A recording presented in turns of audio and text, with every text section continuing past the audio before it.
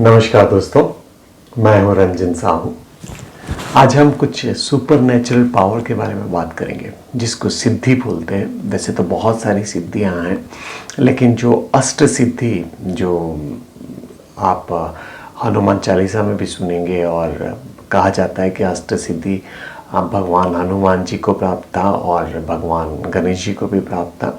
अष्ट सिद्धि जो होता है वो इष्टिव, विष्टिव, प्राप्ति, प्रकमाया, अनिमा, महिमा, गरिमा, लघिमा, ये सब क्या होता है कि अगर आपने रामायण पढ़ा है या नहीं पढ़ा है, या गणेश जी के बारे में जानते हैं या नहीं जानते, लेकिन हमने रामायण सीरियल में भी देखा है कि कैसे हनुमान जी एक छोटे से छोटा रूप ले लेते थे या बड़े से बड़ा विशाल रूप ले लेते थे, या बहुत हल्के हो जाते थे या बहुत भारी हो जाते थे, या इच्छा प्रकृति के अनुसार वो कहीं पे भी पहुंच जाते थे। तो इस तरह की कुछ सुपर नेचुरल पावर होती है जो अष्ट सिद्धियां बोलते हैं, वो हनुमान जी को और गणेश जी को प्राप्त थी। ऐसे बहुत सारे हमने गुरुओं के बारे में सुना है कि और भी बहुत सारी सिद्धियाँ हैं, कुछ 23-24 सिद्धियाँ हैं अष्ट सिद्धि के अलावा भी, जो कहते हैं जो पराक्रमी बाबा होते हैं या जिनको आपने देखा होगा, ये पिछले 500 साल की हिस्ट्री में ही हम देख लेंगे, जो लोग ज्ञान देते हैं वो ऐसे अंधविश्वास की बातों में भटकाते नहीं हैं, और जो लोग ज्ञान नहीं देते वो ऐसे अंधविश्वास की बातों से कि ये गुरु को ये सिद्धि प्राप्ति है, वो गुरु को वो सिद्धि प्राप्ति है, और वो ऐसे कहेंगे।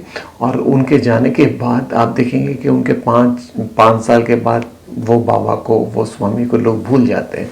लेकिन जो ज्ञान देते हैं, सिर्फ ज्ञान और अंधकार से लोगों को हटाते हैं, उनको आज हम 200, 300, 500 साल के बाद भी उनकी पूजा करते हैं, उनको याद करते हैं।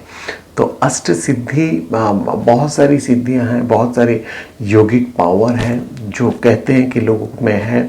और मैंने इतना रिसर्च करने के बाद मैंने किसी को देखा नहीं, लेकिन हाँ, उनके ऐसे गुरुओं के पास आप जब जाएंगे तो उनके जो चेले चपाटे होते हैं वो अक्सर कहेंगे कि अरे हमारे गुरु को ये सिद्धि प्राप्त है, वो सिद्धि प्राप्त है, वो दिखते ही बता देंगे, वो ये करेंगे, वो वैसे करेंगे। तो ऐसे बहुत सारे स्वामी हुए हैं, बाबा हुए हैं। मेरा कोई पर्सनल एक्सपीरियंस नहीं है ना, मैंने, अगर मैं कहूँ कि मैंने देखा है तो आपको मुझ पर भरोसा ही करना पड़ेगा, उसका मैं कभी कोई प्रूफ दे नहीं सकता हूँ। और वैसे योग पुरुष आज हमने कहीं नहीं देखा है, और आप जब भी देखेंगे तो ऐसे देखेंगे कि ये ढोंगी बाबा लोग ही होते हैं जो बोलते हैं कि आप मेरे में ये सिद्धि है। लेकिन अगर आप वेदा को पढ़ेंगे या पतंजलि योगा सूत्र पढ़ेंगे तो वहाँ पर बहुत सारे सिद्धियों का जिक्र है, लेकिन वो फिर टर्म्स एंड कंडीशन आता है। वो टर्म्स एंड कंडीशन ये आता है कि अगर आपको सिद्धि प्राप्त हो गई तो आप भगवान तक नहीं पहुँच सकते, क्योंकि वो वहाँ पर वो आपकी बाधा बन जाएगी। या तो फिर ये टर्म्स एंड कंडीशन होगा कि अगर आपने सिद्धि प्राप्त की और अगर उसका आप कारोबार करने लगेंगे तो सिद्धि आपके हाथ से चली जाएगी, ठीक है ना। तो ऐसे बहुत सारे जो यौगिक सिद्धियां हैं या जो एकदम संसार में बहुत चर्चा करने वाली सिद्धियां, ऐसे बहुत सारे बाबा लोग कहते हैं। जैसे कि अब देखिए, ये रुमाल है और ये मेरा हाथ है, ठीक है। अब ये रुमाल है, अब अगर कोई मैजिशियन ने मुझे अगर देखा तो वो दिखेगा कि मैं 10 सेकेंड के अंदर वो मुझे जान जाएगा कि मैं क्या करने जा रहा हूँ इसको, ठीक है। ये खाली रुमाल है, आपने देखा चारों तरफ से, है ना, कुछ नहीं है यहाँ पर, ठीक है। अब ये सिद्धि का मैं बताता हूँ प्रयोग। अब इसको मैं ऐसे कर रहा हूँ, ये देखिए कि मैं कैमरा एडिट नहीं हो रहा है, जो जैसा है वो आपके सामने दिखाई दे रहा है। ऐसे ऐसे कुछ करेंगे और कोई मैजिशियन होगा तो मुझे वो 10 सेकंड में जान जाएगा कि मैं क्या करने जा रहा हूँ, ठीक है। आप अगर मैजिक के बारे में नहीं जानते तो थोड़ा सा आपको समय लग सकता है। अब मैं ऐसे करके, ठीक है। आप इस चीज़ को मैंने जिस तरह से मैजिक के ज़रिए निकाला, तो उसी तरीके से लोग गुलाब का फूल निकालेंगे, कोई अंदर सेब निकालेगा, कोई अमरूद निकालेगा। तो मेरे गुरुजी कहा करते थे कि जब भी कोई तुम्हें एप्पल निकाल कर दे तो उसे बोलो कि मुझे एप्पल पसंद नहीं है, मुझे पपैया दे। या कोई गुलाब का फूल दे तो बोलो कि नहीं, मुझे गेंदे का फूल पसंद है या मुझे लिली पसंद है। ठीक है, क्योंकि अगर उसने वो छुपाया नहीं है तो वो प्रकट कर भी नहीं सकता, क्योंकि ये संसार का नियम है ना, हम एक छोटे से बूंद जल को भी हम प्रकट नहीं कर पाते, सब नारायण का है। ठीक है ना। और एक भगवान रामकृष्ण परमहंस की एक स्टोरी, पैराबल में उनका एक स्टोरी है कि एक योगी जब रामकृष्ण परमहंस जी का बहुत नाम हो गया था सारे शहरों में, तो एक योगी जाता है और बोलता है कि ठीक है, आप मेरे साथ एक कंपटीशन हम करते हैं। ये गंगा है कलकत्ता में, दक्षिणेश्वर मंदिर में तो उनका आश्रम है।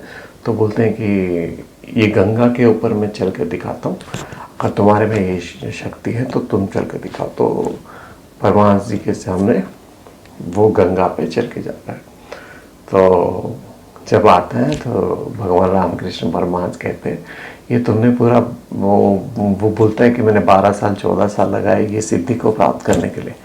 तो भगवान कहते हैं कि तुमने अपना समय व्यर्थ में गुजार दिया, 12 साल 14 साल।